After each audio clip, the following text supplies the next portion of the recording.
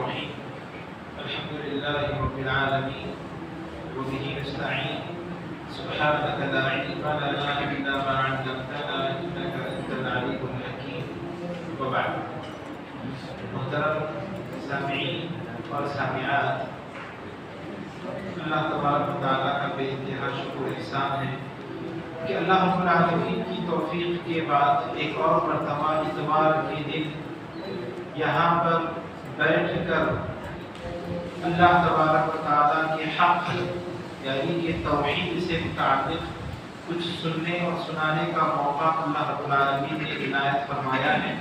اس پر اللہ رب العالمین کا بے انتہا شکر بتا لانا چاہیے۔ سامعین کرام، ہماری جو گفتگو چل رہی تھی توحید سے متعلق، اور پچھلی کلاس میں یا پچھلے درس میں بہت ساری باتیں آپ کے سامنے ذکر کی گئی۔ ایک حدیث یہاں پر شیخ محمد بن عبد الوہاب رحمۃ اللہ علیہ نے اس کو ذکر کیا ہے۔ اس حدیث کو ذکر کر کے انشاءاللہ ہم آگے بڑھتے ہیں انشاءاللہ۔ حدیث یہ ہے، حضرت عتبان رضی اللہ عنہ سے مروی ہے کہ نبی کریم صلی اللہ علیہ وسلم کے حوالے سے اس حدیث کو نقل کیا، فرمایا فَإِنَّ اللَّهَ حَرَّمَ عَلَى النَّارِ مَنْ قَالَ لَا إِلَهَ إِلَّا اللَّهُ يَبْتَغِي بِذَلِكَ وَجْهَ اللَّهِ۔ حدیث کا معنی، حدیث کا ترجمہ یوں ہے کہ جو شخص اللہ تبارک و تعالیٰ کی رضا کے خاطر، اللہ رب العالمین کی خوشنودی کے خاطر لا الہ الا اللہ کا اقرار کر لے تو اللہ تبارک و تعالیٰ ایسے بندے پر دوزخ کو حرام کر دیتا ہے۔ جو شخص لا الہ الا اللہ کا اقرار کر لے، مطلب کہ یقین کی اس کیفیت کے ساتھ دل میں یقین ہو، تو یہاں پر بھی اس حدیث کے اندر توحید کی اہمیت، توحید کی فضیلت کو ذکر کیا گیا۔ لا الہ الا اللہ کے اندر کیا ہے؟ خالص توحید کو ذکر کیا گیا۔ اللہ ہی کی عبادت کرنا ہے، اللہ تبارک و تعالیٰ کے علاوہ کسی اور کی عبادت نہیں کرنا ہے، مطلب کہ توحید کا ذکر یہاں پر کیا گیا۔ آیت کے اندر یا اس حدیث کے اندر جو لفظ استعمال کیا گیا ہے یبتغی بذالک وجہ اللہ، لا الہ پڑھتے ہوئے نیت کیا ہو؟ لا الہ الا اللہ کا اقرار کرتے ہوئے نیت کیا ہو؟ یبتغی، یہ چاہتے ہوئے، بذالک اس اقرار کے ذریعے سے، وجہ اللہ اللہ تبارک و تعالیٰ کا چہرہ۔ لیکن ہم نے ترجمے میں کیا کیا اس کو؟ اللہ رب العالمین کی خوشنودی، اللہ رب العالمین کی رضامندی۔ لیکن یہاں پر اہل علم نے ذکر کیا ہے یبتغی بذالک وجہ اللہ سے مراد یہاں پر اگر لفظی ترجمہ بھی اگر ہم کریں گے، ورڈ ٹو ورڈ ترجمہ بھی کریں گے تو اس کا کیا مطلب ہوگا؟ اللہ تبارک و تعالیٰ کا چہرہ چاہتے ہوئے۔ کیا مطلب اللہ رب العالمین کا چہرہ چاہتے ہوئے؟ مطلب یہ ہے کہ اللہ تبارک و تعالیٰ کے چہرے کو اس حدیث کے اندر ثابت کیا گیا۔ تو ہم یہاں پر اہل السنہ والجماعہ کا یہ عقیدہ ہے، ہمارا یہ عقیدہ ہونا چاہیے کہ اللہ رب العالمین کی توحید کا ہم جو اقرار کرتے ہیں، اللہ تبارک و تعالیٰ کی اسماء اور اس کے صفات پر ایمان لانے کا ہم جو دم بھرتے ہیں، اس کے اندر یہ بھی داخل ہونا چاہیے کہ اللہ تبارک و تعالیٰ کے صفات میں اس کا چہرہ بھی داخل ہے۔ ہمارا یہ عقیدہ، یہ ایمان ہونا چاہیے۔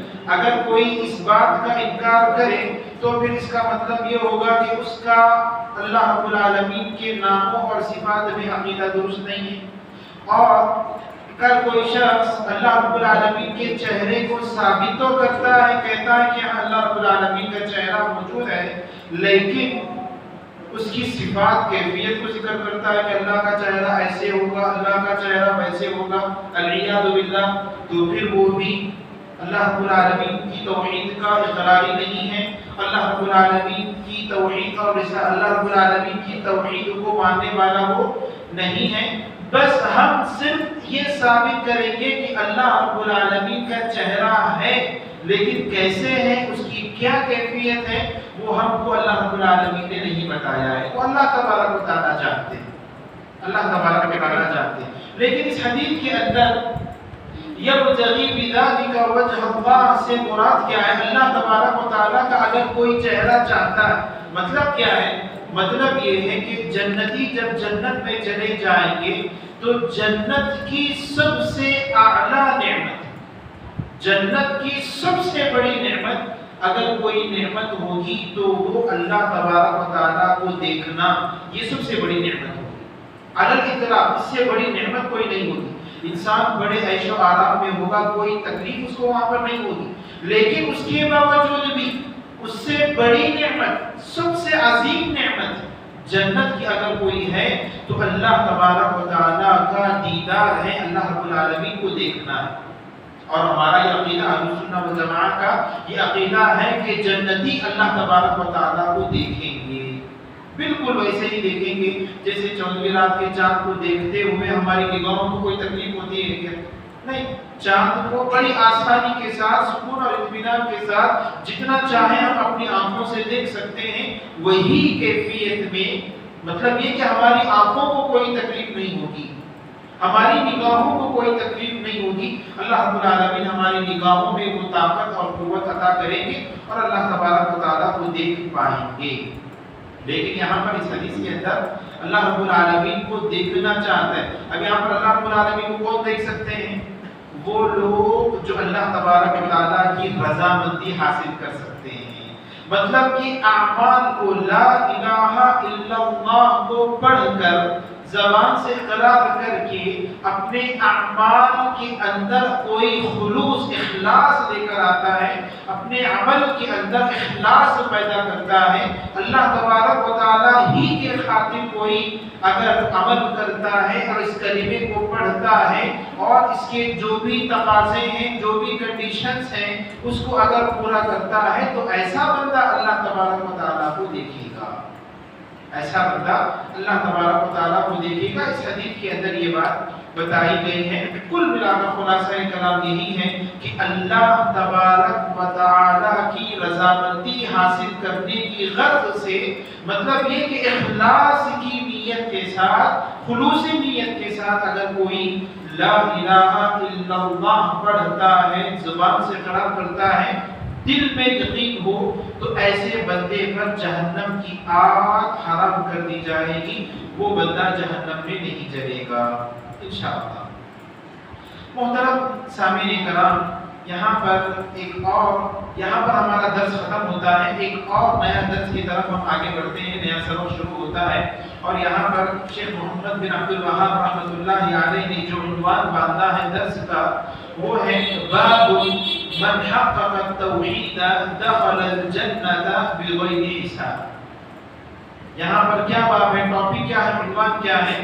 وہ لوگ جنہوں نے توحید کے تقاضوں کو پورا کیا، مطلب کہ حقیقی معنوں میں جنہوں نے جو اپنے آپ کو موحد بنایا، توحید کے جو تقاضے ہیں اس کو پورا کیا، دخل الجنہ، وہ جنت میں داخل ہوں گے، بغیر حساب، بغیر حساب کے۔ انسان دنیا میں عمل کرتا ہے، انسان دنیا میں عمل کرتا ہے اور بندے کا ہر عمل لکھا جاتا ہے، لیکن بعض خوش نصیب لوگ ایسے ہوں گے، اللہ تبارک و تعالیٰ ان لوگوں کا نام اعمال سے ان کا حساب و کتاب ہی نہیں پوچھے گا، ان کے حساب و کتاب ہی نہیں ہوگا، ڈائریکٹ وہ جنت میں چلے جائیں گے۔ جب ان سے پوچھتاچھ نہیں ہوگی، حساب اور کتاب ان کا نہیں ہوگا، تو پھر وہ عذاب بھی نہیں دیا جائے گا، بغیر حساب ولا عذاب، نہ ان سے حساب لیا جائے گا، نہ ان کو عذاب دیا جائے گا، ڈائریکٹ ان کا ٹھکانہ جنت ہوگا۔ تو یہ خوش نصیب لوگ کون ہوں گے؟ وہ لوگ جو توحید کے تقاضوں کو پورا کرتے ہوں، حقیقی معنوں میں موحد ہیں۔ یہاں پر اہل علم اس کے درجات کو ذکر کرتے ہیں۔ توحید کے 4 درجات، توحید کے 4 درجات ہیں، یہ اہل توحید کے 4 درجات ہیں۔ پہلا درجہ ان لوگوں کا جو لوگ فَاعْلَمْ أَنَّهُ لَا إِلَهَ إِلَّا اللَّهُ، بس تم جان لو کہ اللہ تبارک و تعالیٰ کے علاوہ کوئی سچا معبود نہیں ہے۔ اس کے تحت لا الہ الا اللہ سے متعلق معلومات حاصل کرتے ہیں۔ کل مختصر یہ کہ جو توحید کے بارے میں جانکاری حاصل کرتے ہیں، اللہ تبارک و تعالیٰ کے متعلق معلومات حاصل کرتے ہیں، علم حاصل کرتے ہیں، یقین ان کے دل میں ہو، علم حاصل کریں، یقین بھی ہو، زبان سے اقرار بھی ہو، اور اس کے مطابق عمل کرتے ہوں۔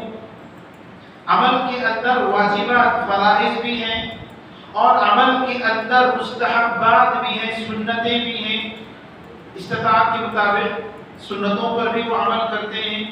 نواہی جو حرام کام ہے، حرام کام سے اپنے آپ کو بچاتے ہیں۔ چوری کرنا حرام ہے تو چوری نہیں کرتے، جھوٹ بولنا حرام ہے تو جھوٹ نہیں بولتے، حرام کاموں سے تو اپنے آپ کو روکتے ہیں۔ ساتھ ہی ساتھ وہ کام جو ناپسندیدہ ہیں، جن کو مکروہ کہا جاتا ہے، ناپسندیدہ کام سے بھی استطاعت کے مطابق روکنے کی کوشش کرتے ہیں۔ بدعات سے دور ہیں، خرافات سے دور ہیں، اور کوئی عمل ایسا نہیں کرتے جس کی وجہ سے ان کے توحید کے اندر کمی آ جائے، یا کوئی ایسا عمل مطلب کہ بدعات وغیرہ ان کے عقیدے کے اندر کمی آ جائے، ایسا کوئی عمل نہیں کرتے، یا پھر کوئی ایسا عمل نہیں کرتے جس کی وجہ سے ان کے ایمان میں خلل آ جائے، مطلب کہ شرک اور کفر، چاہے وہ شرک اصغر ہو یا شرک اکبر ہو، کفر اکبر ہو یا کفر اصغر ہو، ایسا کوئی عمل نہیں کرتے، اور اللہ تبارک و تعالیٰ کے ساتھ اپنا دل جوڑتے ہیں، اللہ رب العالمین کے ساتھ اپنا تعلق مضبوط کرتے ہیں۔ انسان ہماری حالت جیسے بھی ہو، اللہ رب العالمین کی ذات پر ہمارا بھروسہ رکھنا چاہیے اور صبر کرتے ہیں۔ ساری چیزوں کے لیے صبر کی ضرورت ہوتی ہے، ان ساری چیزوں کے لیے علم حاصل کرنا ہو تو صبر کرنا پڑے گا۔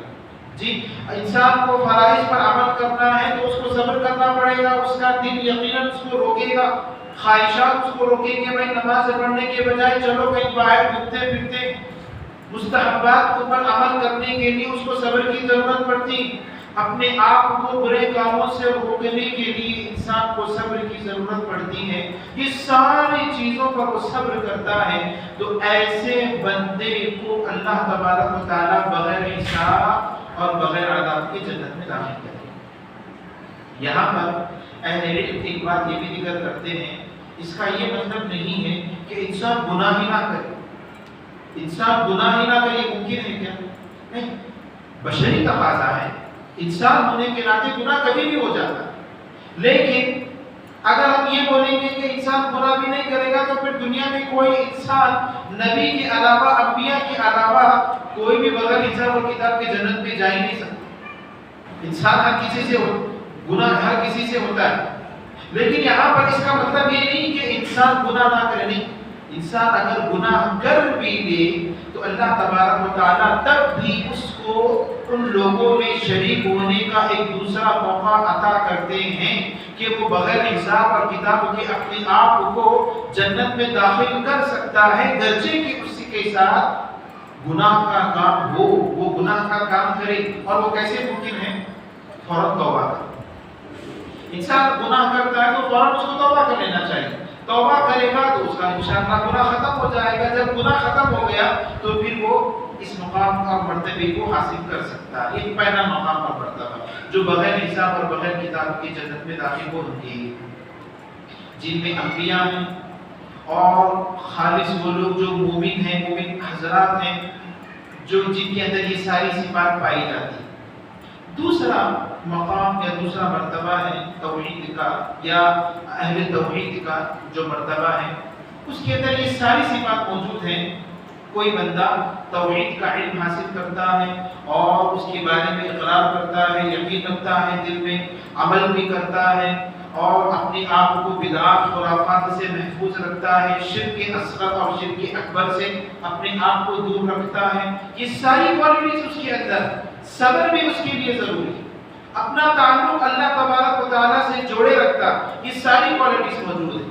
لیکن پہلے مرتبے میں اور دوسرے مرتبے میں فرق یہ ہے کہ پہلے مرتبے میں جو لوگ موجود ہیں وہ مستحبات پر بھی استطاعت کے مطابق عمل کرتے ہیں، اور استطاعت کے مطابق جو مکروہ کام ہے، ناپسندیدہ کام ہے، اس سے اپنے آپ کو روکے رکھتے ہیں۔ لیکن جو دوسرے مرتبے کے لوگ ہیں، مستحبات وغیرہ خاص عمل نہیں کرتے، وہ سنتوں پر زیادہ ان کا عمل نہیں ہوتا، فرائض کو وہ انجام دیتے ہیں، جی حرام کاموں سے اپنے آپ کو روکے رکھتے ہیں، شرک سے اپنے آپ کو دور رکھتے ہیں۔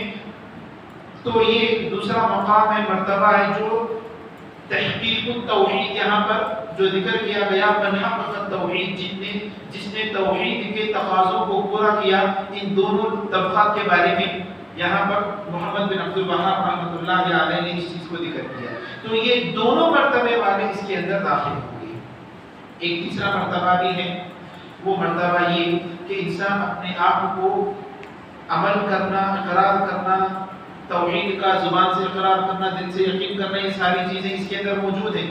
ساتھ ہی ساتھ وہ بندہ شرک سے، شرک اکبر اور شرک اصغر سے اپنے آپ کو روکے رکھتا ہے، شرک اصغر اور شرک اکبر سے اپنے آپ کو روکے رکھتا ہے۔ یہ تیسرا درجہ ہے۔ چوتھا درجہ صرف وہ بندہ اپنے آپ کو شرک اکبر سے روکے رکھتا ہے، شرک اصغر اس سے ممکن ہو سکتا ہے، سرزد ہو سکتا ہے۔ جیسے مثال کے طور پر شرک اصغر کی مثال، اللہ رب العالمین کے علاوہ کسی اور کی قسم نہیں کھانا چاہیے۔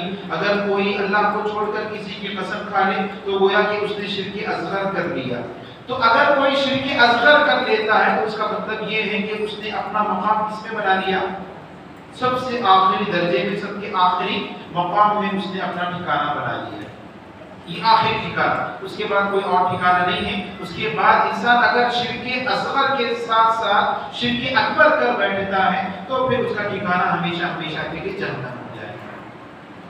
بہرحال یہ چار مراتب ہیں اہل التوحید کے۔ پہلا مرتبہ بہت ہی اونچا مرتبہ ہے، اونچا مقام ہے، جس کو حاصل کرنے کے لیے علم کی ضرورت ہے، صبر کی ضرورت ہے، جس کے لیے اپنے آپ کو اللہ تبارک و تعالیٰ کے حوالے کرنے کی ضرورت ہے، دین کے حوالے کرنے کی ضرورت ہے، توحید کا جو تقاضا ہے ان تقاضوں کو پورا کرنے کی ضرورت ہے، بدعات خرافات سے دور رہنے کی ضرورت ہے، اور اگر کوئی غلطی ہو جائے تو اس کو توبہ کرنا چاہیے۔ یہ ساری صفات اگر کسی کے اندر آ جائے تو اس مقام اور مرتبے کو پہنچ سکتا ہے۔ تو اس حوالے سے توحید کیسے اس کے تقاضوں کو پورا کیا جا سکتا ہے، اس کو ذکر کرتے ہوئے یہاں پر مؤلف رحمۃ اللہ علیہ نے سب سے پہلے ایک آیت کو ذکر کیا، فرمایا اعوذ باللہ من الشیطان الرجیم ان ابراہیم کان امۃ قانتا للہ حنیفا ولم یکن من المشرکین۔ بے شک حضرت ابراہیم علیہ السلام لوگوں کے لیے پیشوا، اللہ تعالیٰ کے فرما بردار اور یکسو تھے، وہ مشرکوں میں سے نہیں تھے۔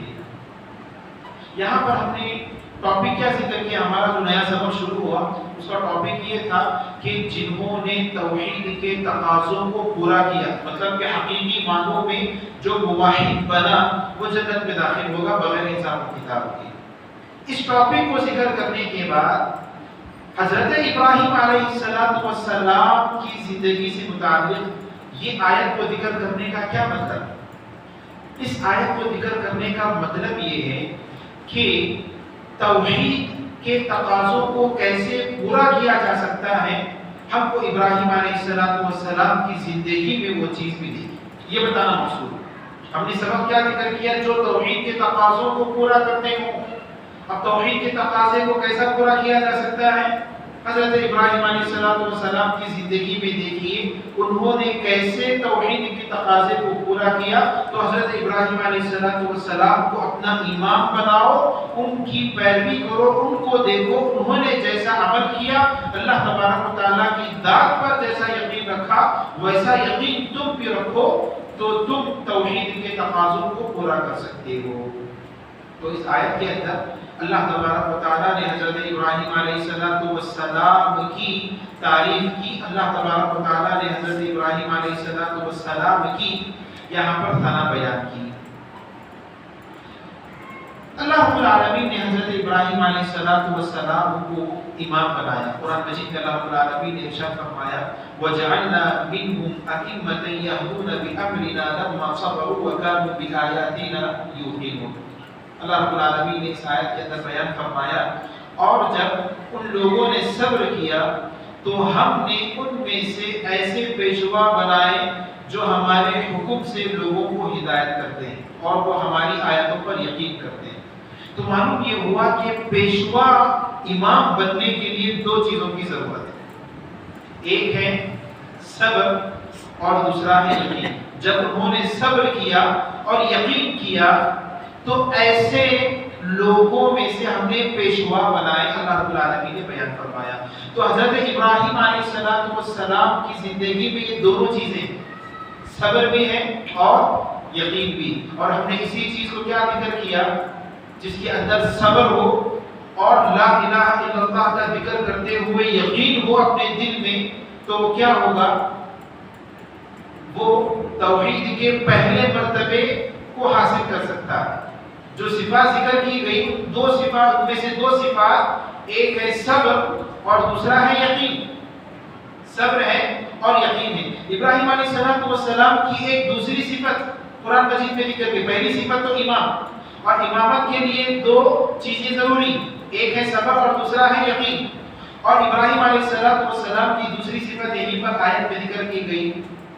اللہ رب العالمین نے فرمایا کہ قانیتا ان ابراہیم کان امتا قانیتا. ابراہیم علیہ السلام پیشوا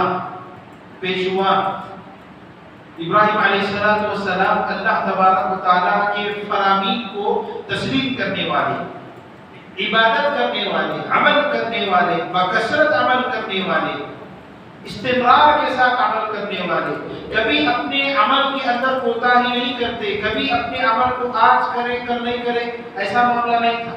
مداومت کے ساتھ عمل کرتے تھے, مداومت کے ساتھ. ہم نے یہی چیز ذکر کی. فرائض کے ساتھ ساتھ واجبات کے ساتھ ساتھ مستحبات پر بھی عمل کرنا, سنتوں پر بھی عمل کرنا. اگر پہلے مقام تک پہنچنا ہے, پہلے مرتبے تک پہنچنا ہے تو صبر ہو, یقین ہو, علم ہو اور ساتھ ہی ساتھ عمل بھی ہونا ضروری. اور ابراہیم علیہ السلام کے اندر یہ چیز بھی موجود تھی. قرآن مجید میں خود اس کو ذکر کیا قانیتا. تیسری صفت ابراہیم علیہ السلام کی ذکر کی گئی حنیفہ. وہ شرک سے منہ موڑ کر, شرک سے اپنے چہرے کو پھیر کر توحید کی طرف آ گئے تھے, توحید کو اپنائے تھے. ان کا ماحول شرکیہ ماحول تھا, ان کے والد بتوں کو بناتے تھے, اس کی عبادت کرتے تھے. لیکن ابراہیم علیہ السلام نے اپنے باپ دادا کے دین سے منہ پھیر کر اپنے والد کے دین کو, جس دین کو انہوں نے اپنایا تھا, اس دین سے منہ پھیر کر توحید کی طرف وہ آ گئے. مطلب یہ کہ اپنے ایمان کے اندر شرک کی ملاوٹ کو آنے نہیں تھے. یہ ساری تین صفات, ایک تو ایمان, دوسرا قانتا عمل کرنا مداومت کے ساتھ, اللہ رب العالمین کی جو بھی احکامات دیے گئے ان ساری چیزوں کو تسلیم کرنا, استمرار پابندی کے ساتھ عمل کرنا چاہے وہ واجبات ہو مستحبات. اور تیسری صفت حنیفہ, شرک سے بیزاری, شرک سے بیزاری. یہ تینوں چیزیں ابراہیم علیہ السلام کی زندگی میں پائی جاتی ہیں. مطلب یہ کہ اگر ہم ان تینوں چیزوں کو ابراہیم علیہ السلام کی زندگی سے ہم اپنا لیں گے تو پھر گویا کہ ہم تحقیق توحید کے مرتبے تک پہنچ جائیں گے. مطلب کہ حقیقی معنوں میں موحد بن جائیں گے اور ہمارا ٹھکانہ انشاءاللہ ان خوش نصیب لوگوں میں ہو سکتا ہے جو بغیر حساب اور بغیر عذاب کے جنت میں داخل ہوں گے. تو اسی لیے اس آیت کو یہاں پر ذکر کیا گیا. محترم سامعین, یہاں پر امام محمد بن عبد الوہاب رحمۃ اللہ علیہ نے ایک حدیث کو ذکر کیا. اس حدیث کو ہم پڑھ لیتے ہیں, اس کے بعد اس کا خلاصہ میں آپ کے سامنے ذکر کروں گا. بڑی ہی زبردست حدیث ہے, اس کو غور سے سنیں. حضرت حسین بن عبد الرحمن رحمۃ اللہ علیہ یہ کہتے ہیں کہ ایک مرتبہ سعید بن جبیر رحمۃ اللہ علیہ, یہ تابعی ہیں, میں ان کے پاس بیٹھا ہوا تھا, ان کے پاس حاضر ہوا تھا. تو انہوں نے کہا کہ گزشتہ رات ایک ستارہ ٹوٹا, اور نیچے گر رہا تھا، ستارہ ٹوٹ کر گر رہا تھا، کیا تم میں سے کسی نے دیکھا؟ سعید بن جبیر رحمۃ اللہ علیہ نے یہ سوال کیا، سعید بن جبیر رحمۃ اللہ علیہ نے یہ سوال کیا کہ کسی نے ٹوٹا ہوا تارا دیکھا ہے؟ حسین بن عبد الرحمن رحمۃ اللہ علیہ نے کہا کہ ہاں میں نے اس ستارے کو دیکھا، ٹوٹ کر جو تارا گر رہا تھا اس کو میں نے دیکھا، لیکن فوراً دل میں خیال آیا کہ رات کا وقت تھا اور وہ آدھی رات کا وقت، قریب کا وقت تھا، اور لوگ یہ سمجھیں گے کہ میں اس وقت بیدار تھا تو شاید ہو سکتے تہجد کے لیے اٹھے ہوں گے، حالانکہ میں نماز کی حالت میں بھی نہیں تھا، نماز کی حالت میں بھی نہیں تھا، اور لوگ میرے بارے میں غلط فہمی میں شمار ہو جائیں گے، غلط فہمی میں مبتلا ہو جائیں گے کہ گویا کہ حسین بن عبد الرحمن نماز پڑھ رہے تھے شاید، جی خامخواہ کی ریاکاری یا پھر جھوٹی تعریف میری ہو جائے گی، اسی لیے حسین بن عبد الرحمن رحمۃ اللہ علیہ نے فوراً وہاں پر وضاحت کر دی اور کہہ دیا کہ میں تو دیکھا ستارے کو لیکن میں نماز نہیں پڑھ رہا۔ سبحان اللہ، یہ اخلاص، یہ کیا بولتے ہیں؟ اخلاص۔ اخلاص انسان کے اندر ہونا چاہیے، ریاکاری سے بالکل دور ہونا چاہیے۔ اسلاف کے بارے میں آتا ہے کہ کبھی تہجد کی نماز کے لیے اٹھ جاتے، گھروں میں نماز پڑھتے، تو تہجد کے لیے قرات کے ساتھ وہ تہجد کی نماز پڑھتے، لیکن ایسے محسوس ہوتا کہ گھر میں کوئی بیدار ہو گئے یا پھر کوئی جاگ گئے، اور ایسے ہو سکتا، یہ امکان ہو سکتا کہ میری آواز وہ سنیں گے تو یہ سمجھیں گے کہ یہ نماز پڑھ رہا ہے، یہ نماز پڑھ رہے، تہجد پڑھ رہے، ہو سکتا ہے اس کی وجہ سے میرے اندر ریاکاری پیدا ہو جائے۔ اسی لیے ریاکاری سے بچنے کے لیے اخلاص کا اعلیٰ نمونہ پیش کرتے ہوئے اسلاف کیا کیا کرتے تھے؟ جب بھی ان کو محسوس ہوتا کہ کوئی بیدار ہو گئے تو فوراً اپنی قرات کو روک لیتے۔ کس لیے؟ تاکہ کسی کو معلوم نہیں ہونا کہ میں نماز پڑھ رہا ہوں، میں تہجد پڑھ رہا ہوں، اس کا احساس کسی کو نہیں ہونا۔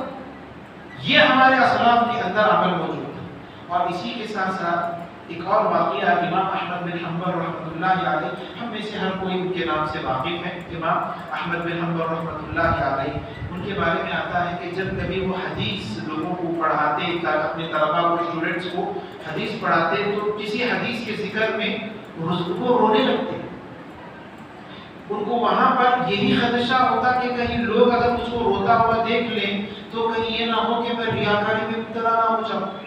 کیا کرتے؟ اپنے ناک پر ہاتھ رکھ لیتے، بس اس چیز کو چھپانے کے لیے، اپنے رونے کو چھپانے کے لیے، اور کہتے کہ زکام کیا ہی خطرناک، کیا ہی سخت چیز ہے، اس قسم کے الفاظ ذکر کرتے تاکہ طلباء کو معلوم نہ ہو کہ میں رو رہا ہوں۔ یہ بھی نہیں بولتے کہ مجھ کو زکام ہو گیا، اگر زکام ہو گیا اگر بولتے تو اس کا مطلب جھوٹ ہو جاتا، بس عام بات بولتے کہ زکام کیا سخت چیز ہے تاکہ میں جھوٹ سے بھی بچ جاؤں اور لوگوں کو بھی معلوم نہیں ہو کہ میں رونے والا، میں رو رہا ہوں۔ یہ عمل ہمارے اسلاف کے اندر ملتا ہے، لیکن اللہ ماشاء اللہ آج ہمارے لوگ کیا ہوتا ہے، بہت سارے لوگوں کے اندر، ہاں میں کل رات میں تہجد کے لیے اٹھا تھا تو مجھے ہے نا فلاں چیز نظر آ گئی، میں آپ کو فلاں چیز نظر آ گئی یہ بتانا مقصود ہے، تو آپ وہ بولیے اس کے ساتھ تہجد کے لیے اٹھا ہوا تھا یہ بتانے کی کیا ضرورت ہے؟ میں راستے میں جا رہا تھا، ایک فقیر ایک مسکین مل گیا، میں اس کو کھلایا، کھلانے کے فوراً بعد میرے کام کے لیے میں نکل پڑا، میں اپنے کام کے لیے جا رہا تھا، راستے میں ایک مسکین مل گیا تو میں اس کو کھلا کر آگے جا۔ میں آپ کو بتانا یہ ہے کہ آپ نے فلاں کام کے لیے سفر کیا ہے تو راستے میں اس مسکین پر جو صدقہ خیرات کیا اس کو ذکر کرنے کی کیا ضرورت ہے؟ یہ ایسے اعمال ہیں جس کے ذریعے سے شیطان ریاکاری کا دروازہ انسان کے لیے کھول دیتا ہے، اسی کے ساتھ ریاکاری پیدا ہو جاتی ہے۔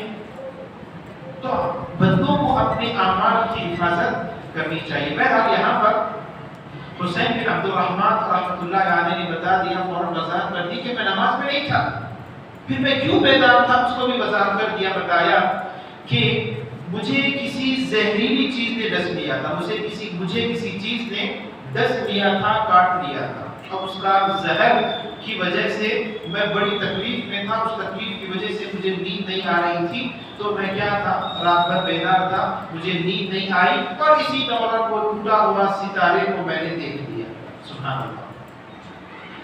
سعید بن جبیر نے پوچھا، سعید بن جبیر رحمۃ اللہ علیہ نے پوچھا جب تم کو کسی زہریلی چیز نے کاٹ دیا تو تم نے کیا کیا؟ تو انہوں نے کہا کہ میں نے دم کیا۔ دم کرنا کس کو بولتے ہیں؟ دم کرنا مطلب دعائیں پڑھی اور میں نے اپنے آپ کو پھونک لیا، اپنے آپ پر دم کر لیا. اسی کو دم کرنا کہتے ہیں. دعائیں پڑھ کر میں نے پھونک لیا. سعید بن جبیر رحمۃ اللہ علیہ نے ان سے پوچھا تم نے ایسا کیوں کیا؟ تم نے دم کیا تو کیوں کیا؟ دیکھیے اسلاف کا کیا معمول ہوتا، کوئی بھی چیز ہوتی تو پہلے معلوم کرتے کیا اس کے لیے کوئی دلیل تمہارے پاس موجود ہے کیا. یہ نہیں کہتے کہ تم نے غلط کر دیا، تم نے ایسے کر دیا ویسے کر دیا، کسی پر فوراً حکم نہیں لگا دیتے. پہلے مسئلہ کیا ہے، کوئی مجبوری تو نہیں تھی ہوگی. اگر تم اس وقت میں رات میں باہر گئے ہوگے تو تم نے کوئی غلطی کی، اس کی وجہ سے تم رات میں باہر گئے. نہیں، ضرورت نہیں. پہلے آپ ان سے معلوم کیجئے کس وجہ سے آپ اس وقت میں نکل رہے ہو. آپ پہلے دریافت کیجئے، اس کے بعد آپ سے کوئی گفتگو کر سکتے ہیں. ایسا نہیں فوراً کسی سے بدگمانی یا بدظنی، کسی کے بارے میں برا خیال کرنا، یہ صحیح بات نہیں. سعید بن جبیر رحمۃ اللہ علیہ نے وہی کیا، پوچھا کہ تم نے ایسا کیوں کیا؟ حسین بن عبد الرحمن رحمۃ اللہ علیہ نے فرمایا، کہا کہ ہمیں شعبی رحمۃ اللہ علیہ نے ایک حدیث بیان کی ہے، اس کی بنا پر میں نے دم کیا. ایک حدیث میں نے سنی تھی. سعید بن جبیر رحمۃ اللہ علیہ نے سوال کیا کہ شعبی نے تم کو ایسی کون سی حدیث سنائی، ہم کو بھی بتاؤ. تو انہوں نے بتایا کہ ہمیں بریدہ بن حصیب کے صحابی ہیں رضی اللہ عنہ سے مروی ایک حدیث بیان کی. شعبی نے ایک حدیث کو بیان کی. وہ حدیث کیا تھی؟ لا رقیۃ الا من عین او حمۃ، کہ رقیہ جو دم کیا جاتا ہے، دعائیں وغیرہ پڑھ کر پھونکا جاتا ہے، وہ نہیں ہے مگر دونوں چیزوں میں. ایک اگر بری نظر لگ جائے، عین اگر نظر لگ جائے کسی کی تو اس کی وجہ سے، اور دوسرا حمۃ، کوئی زہریلی چیز ڈس لے کاٹ لے تو اس وقت رقیہ دم وغیرہ کیا جا سکتا ہے. یہاں پر ہم رکتے ہیں. ایک مسئلہ یہاں پر میں آپ کے سامنے ذکر کر دوں. کیا دم ان دونوں ہی چیزوں کے لیے کیا جا سکتا ہے؟ اس حدیث کا کیا مطلب معلوم ہو رہا ہے؟ لا رقیۃ الا من عین او حمۃ، کہ رقیہ دم کرنا یا رقیہ پڑھنا نظر لگنے کی وجہ سے یا کوئی چیز ڈس لے تو اس کی وجہ سے رقیہ کیا جاتا ہے. تو کیا اس کا مطلب یہ ہے کہ اس کے علاوہ کسی اور چیز کے لیے رقیہ نہیں کیا جانا چاہیے یا نہیں کیا جا سکتا؟ کیا اس کا یہی مطلب ہے؟ اگر کسی پر جادو کر دیا گیا تو وہاں پر رقیہ کیا جا سکتا ہے یا نہیں کیا جا سکتا؟ کسی پر اگر کوئی اثرات ہیں، جن وغیرہ کے اثرات وہاں پر ظاہر ہوتے ہیں، کیا ان کے لیے رقیہ کیا جا سکتا ہے یا نہیں کیا جا سکتا؟ حدیث کے اندر تو صرف دونوں چیزوں کا ذکر ہے. اگر ہم بولیں کہ نہیں کیا جا سکتا، حدیث کے اندر دونوں چیزوں کا ہی ذکر ہے، تو اس کا مطلب یہ ہوا کہ اس کے علاوہ دوسری چیزیں کرنا جائز نہیں ہے. لیکن ہم کو احادیث میں باتیں ملتی ہیں، روایتیں ملتی ہیں کہ ان دونوں کے علاوہ بھی رقیہ کیا گیا، ان دونوں کے علاوہ بھی رقیہ کیا گیا. پھر اس حدیث کا کیا جواب دیں گے؟ تو اہل علم بتاتے ہیں کہ رقیہ لا رقیۃ نافع، کہ جو نفع بخش رقیہ یا انفع، سب سے زیادہ رقیہ دم کرنے میں جس میں سب سے زیادہ فائدہ ہوتا ہے وہ ان دونوں چیزوں میں سب سے زیادہ فائدہ ہوتا ہے. نظر لگنے سے جو رقیہ کیا جاتا ہے وہ بہت زیادہ مفید ہوتا ہے، یا کوئی چیز ڈس لے تو اس کے ذریعے سے، اس کی وجہ سے جو رقیہ کیا جاتا ہے وہ بہت مفید ہوتا ہے. اس کے علاوہ بھی دوسری جگہ پر رقیہ کیا جاتا ہے، لیکن ان دونوں کے مقابلے میں وہاں پر فائدہ کچھ کم ہوتا ہے، لیکن یہاں پر فائدہ بہت زیادہ ہوتا ہے. بعض اہل علم نے اس کا یہ جواب دیا. تو خلاصہ کلام یہ نکلا کہ رقیہ یا دم کرنا اس کے علاوہ بھی دوسرے مقامات پر کیا جا سکتا ہے، جائز ہے. یہ سن کر جب یہ بات حسین بن عبد الرحمن رحمۃ اللہ علیہ نے بیان فرمائی کہ دونوں چیزوں سے رقیہ کرنے کے بارے میں ہم کو حدیث بیان کی گئی، تو چونکہ مجھے بھی چیز ایک ڈسی تھی، زہریلی چیز نے مجھ کو کاٹا تھا، تو میں نے دم کر دیا اس حدیث کی وجہ سے. سعید بن جبیر رحمۃ اللہ علیہ نے یہ سن کر کہا، جس نے جو سنا پھر اس پر عمل کیا، اس نے بہت ہی اچھا کیا. مطلب کہ آپ کے پاس دلیل ہے، آپ نے دلیل پر عمل کیا تو تم نے بہت اچھا کام کیا، بہت اچھا کام کیا، تم نے دلیل کی بنیاد پر عمل کیا. لیکن آگے فرمایا، البتہ ہمیں عبداللہ بن عباس رضی اللہ عنہ نے آپ صلی اللہ علیہ وسلم کی ایک حدیث سنائی. تم نے حدیث کی بنیاد پر عمل کیا، تم نے اچھا کیا، لیکن ایک حدیث جو میں جانتا ہوں وہ حدیث میں تم کو سنا دیتا ہوں۔ یہ سعید بن جبیر رحمۃ اللہ علیہ نے فرمایا اور بتایا کہ وہ حدیث ہم کو سنانے والے کون ہیں؟ حضرت عبداللہ بن عباس رضی اللہ عنہ۔ یہاں پر دیکھیے العین، نظر کا جو لگنا ہے، بہت سارے لوگ سمجھتے ہیں کہ نظر ایسی کچھ نہیں ہوتی، نظر کا لگنا سب اس کی حقیقت نہیں ہوتی، لیکن شریعت ہماری یہ بات بتاتی ہے کہ نظر کا لگنا حق ہے۔ العین حق، کو نظر لگتی، اور اللہ کے نبی صلی اللہ علیہ وسلم فرماتے ہیں کہ امت کے اندر اگر تقدیر کے فیصلے کے بعد، مطلب کہ کوئی بھی انسان مرتا ہے تو تقدیر کے فیصلے سے مرتا ہے، اس پر ہمارا عقیدہ ہے، ماننا ہے جی، لیکن اس کے اندر سب سے زیادہ جو چیز ذریعہ بنتی ہے وہ یہ نظر کی وجہ سے بہت سارے لوگوں کی وفات بھی ہوتی ہے۔ نظر دو طریقے کا ہوتا ہے، ایک ہے نظر خبیثہ، اس کو کہا جاتا ہے نظر حاسدہ۔ کوئی شخص ترقی کر رہا ہے تو دل میں حسد کا جذبہ، وہ ترقی کر رہا ہے، انسان حسد کرتا ہے اور یہ امید کرتا ہے، اس کو دیکھتے ہوئے، اس کی ترقی کو دیکھتے ہوئے یہ امید کرتا ہے، آرزو کرتا ہے، تمنا کرتا ہے کہ اس کی یہ نعمت چھن جائے۔ دیکھیے اس کی مختلف شکلیں، جیسے مثال کے طور پر کوئی ہے ہمارے پڑوسی ہیں یا رشتہ دار ہیں یا پڑوسی ہیں، ان کا کوئی بچہ اگر اچھی ترقی کرتا ہے دینی لحاظ سے، دنیاوی لحاظ سے، ہم لاکھ کوششیں کرنے کے باوجود بھی ہمارے بچے ویسے فرما بردار نہیں ہوتے، تو بازو والے پڑوسی کے بچے سے حسد کرنا یا پھر اس سے جلن، حسد کا جذبہ پیدا کرتے ہوئے اس سے یہ نعمت ختم ہو جانا یا اس کو بری نظر سے دیکھنا، یہ ہے نظر خبیثہ، یہ ہے نظر خبیثہ۔ تو یہ بھی لگی جاتی ہے، یہ بھی لگتی ہے، یہ بھی برحق ہے، یہ بھی ہوتا ہے۔ دوسری نظر کی قسم ہے وہ ہے نظر معجبہ۔ حسد کا جذبہ وہاں پر نہیں ہوتا، وہاں پر حسد نہیں، کوئی چیز پسند آ جاتی ہے اور اس پسند کی چیز کو اتنے شوق سے کوئی دیکھتا ہے کہ اس کا غلط اثر انسان کو ہو جاتا ہے۔ اور اہل علم کہتے ہیں کہ ایسی نظر کبھی انسان کو خود کی نظر بھی لگ جاتی ہے، خود کی نظر بھی لگ جاتی ہے۔ اور بعض اہل علم یہ بھی کہتے ہیں کہ کھانے وغیرہ کی تصاویر وغیرہ لے کر جو عام طور پر واٹس ایپ وغیرہ پر، فیس بک وغیرہ پر نشر کرتے ہیں، اس سے بھی گریز کرنا چاہیے، کیونکہ عین ممکن ہے کہ نظر اتنی خطرناک چیز ہے کہ اس کی وجہ سے بھی نظر لگنے کا امکان ہو، تو اسے بھی بچنا چاہیے۔ تو یہ دونوں نظر کی قسمیں، ایک ہے حسد کی وجہ سے اور دوسرا کسی کو پسند کرنے کی وجہ سے وہ نظر لگتی ہے۔ اب اس سے کیسے بچا کیسے جائے؟ مختلف اذکار ہیں بری نظر سے، نظر خبیثہ سے بچنے کے لیے۔ اعوذ بکلمات اللہ التامات من کل شیطان وہامہ ومن کل عین لامہ، اعوذ بکلمات اللہ التامات من شر ما خلق، بسم اللہ الذی لا یضر مع اسمہ شیء فی الارض ولا فی السماء وهو السمیع العلیم، حسبی اللہ ونعم الوکیل۔ جی اس قسم کے جو اذکار ہیں، ان اذکار کو زیادہ سے زیادہ پڑھنے سے انسان نظر سے محفوظ رہ سکتا ہے۔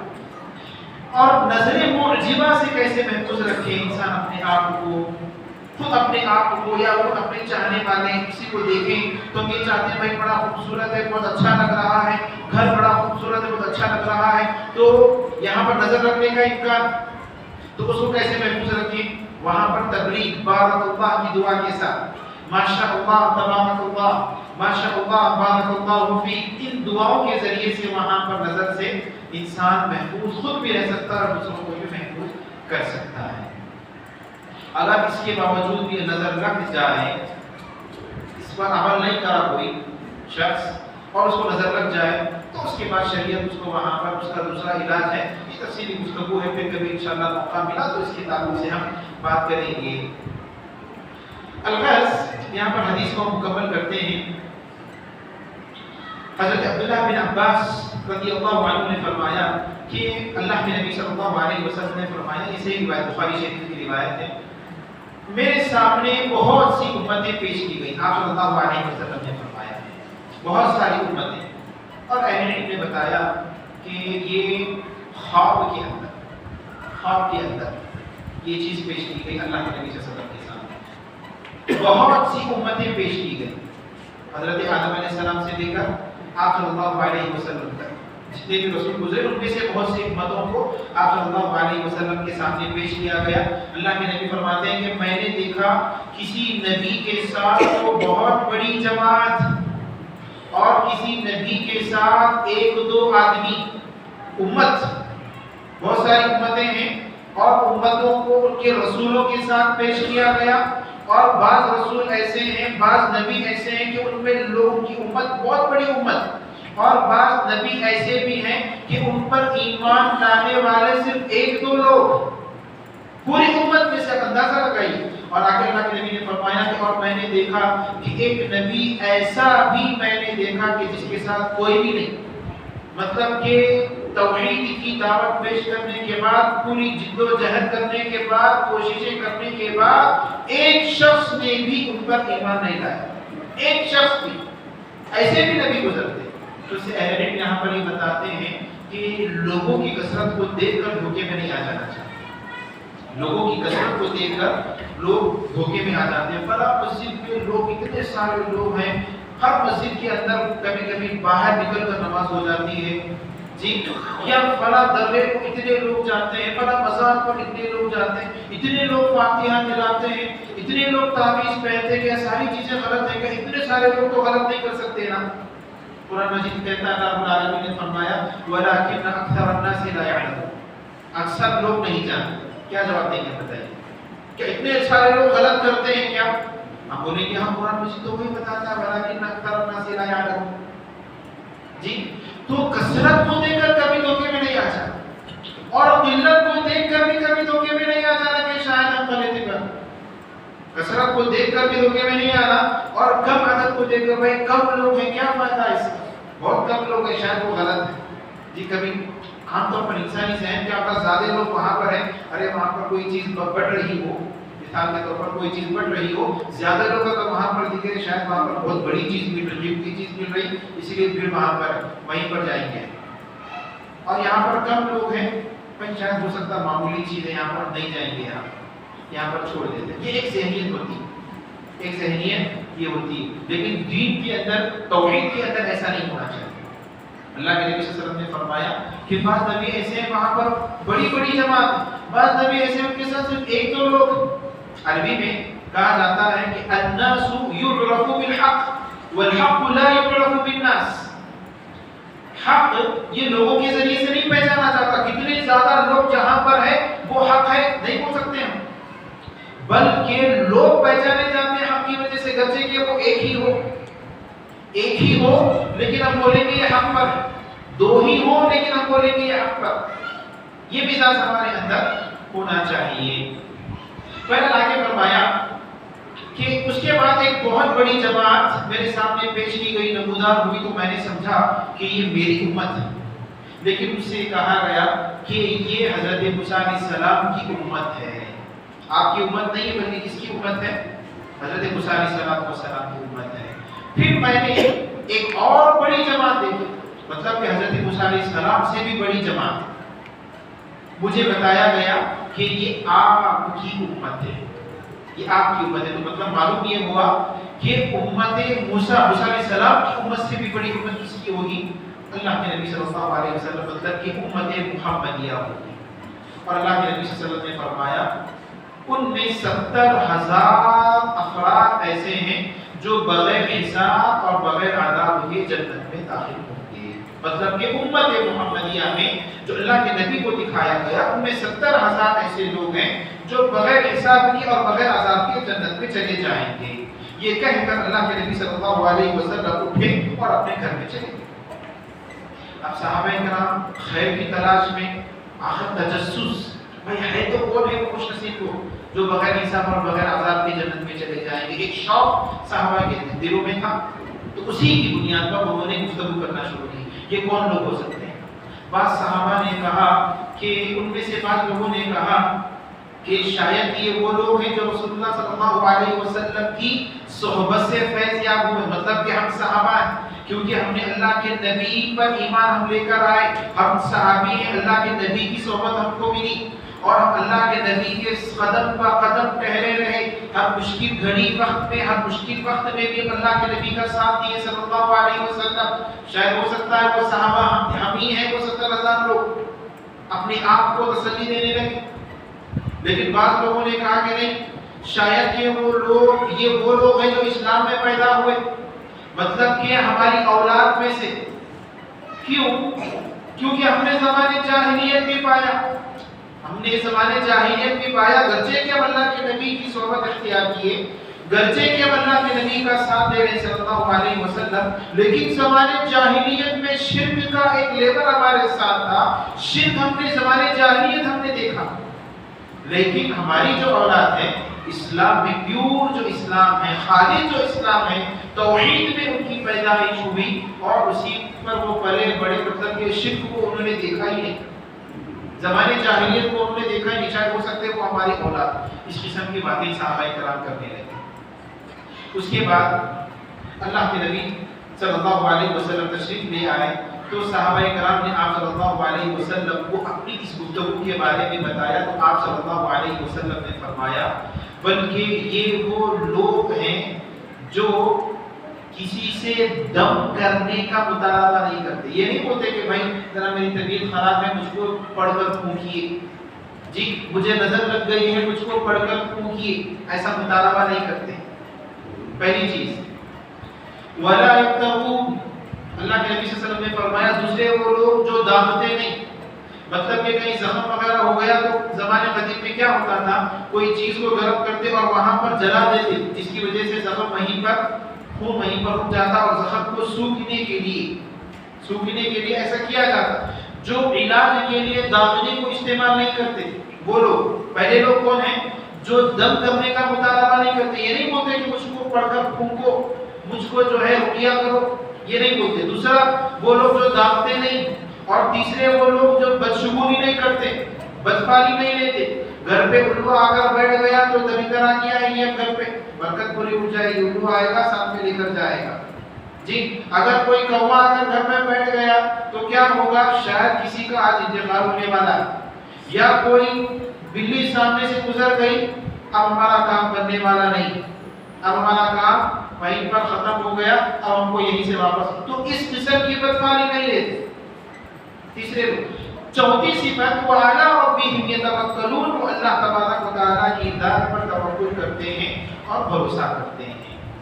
تو اللہ کے نبی صلی اللہ علیہ وسلم نے فرمایا کہ یہ ایسے 4 کوالٹیز اگر کسی کے اندر ہیں تو وہ بغیر حساب اور کتاب کے، بغیر عذاب کی جنت میں داخل ہوں گے، اور ایسے 70,000 لوگ ہیں، 70,000 لوگ۔ حضرت عکاشہ رضی اللہ عنہ، عکاشہ بھی مشہور ہے، عکاشہ زیادہ مشہور ہے، عکاشہ رضی اللہ عنہ فرماتے ہیں اللہ کے نبی صلی اللہ علیہ وسلم آپ دعا کیجئے کہ میں ان میں سے ہو جاؤں۔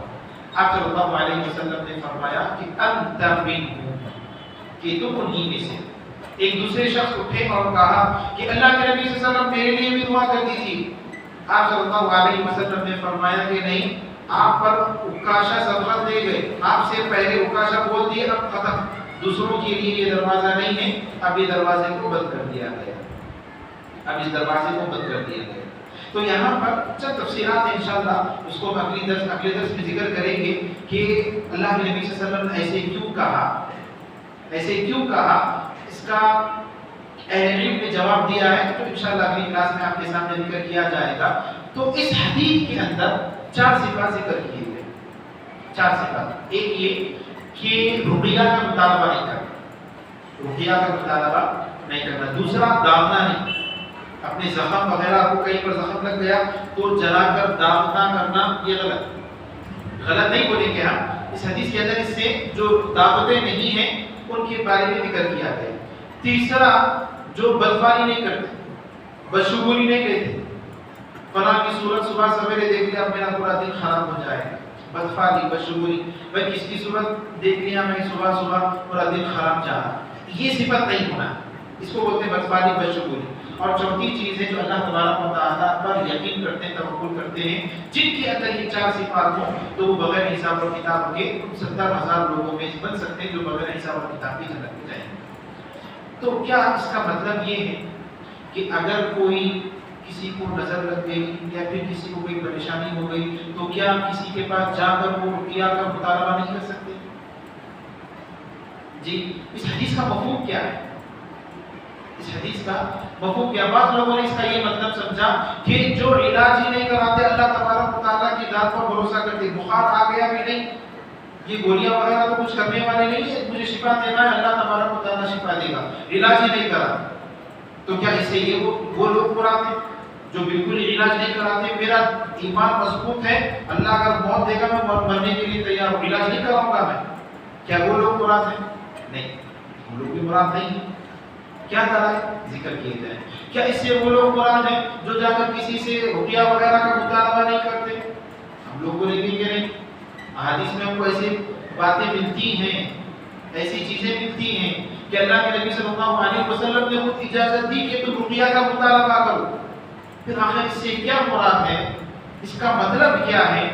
انشاءاللہ اس کو ہم اگلی کلاس میں اگلے درس میں آپ کے سامنے ذکر کریں گے تاکہ اس حدیث کا صحیح مفہوم ہم سمجھیں، کیونکہ بہت سارے لوگ اس کا غلط مفہوم لینے کی وجہ سے دوسروں پر بھی حکم لگاتے ہیں، کہتے ہیں کہ دیکھو ان کا عمل توکل کے خلاف، اللہ رب العالمین کی ذات پر ان کا توکل نہیں، بھروسہ نہیں۔ اس حدیث کا صحیح مفہوم کیا ہے؟ اور اس حدیث کے اندر جو 70,000 لوگوں کا ذکر کیا گیا تو وہ تو بالکل مختصر 70,000 لوگوں کو میں سمجھتا ہوں اپر پیٹ کے اندر مسلمان نکل جائیں گے انشاءاللہ اگر گریں گے جی، تو پھر دنیا اور اللہ کے نبی صلی اللہ علیہ وسلم سے لے کر قیامت واقع ہونے تک 70,000 لوگ کیا بہت بڑا نمبر ہے کیا نہیں؟ تو یہاں پر ایک مایوس انسان جو ہے کہ 70,000 لوگوں میں میرا نمبر کہاں پر آ رہا ہے؟ 1-2 لاکھ اگر لوگ یہاں پر ایگزام ایبسینٹ وغیرہ لکھنے کے لیے بیٹھ جائیں تو انسان کو یقین نہیں ہوتا میرا تو 1 کے بعد ہی آئے گا، 1 لاکھ کے بعد ہی آئے گا، یہ تصور 1-2 لوگوں کے اندر۔ اب آپ اندازہ لگائیے اللہ کے نبی سے لے کر قیامت واقع ہونے تک کیا 70,000 ہی لوگ ہیں؟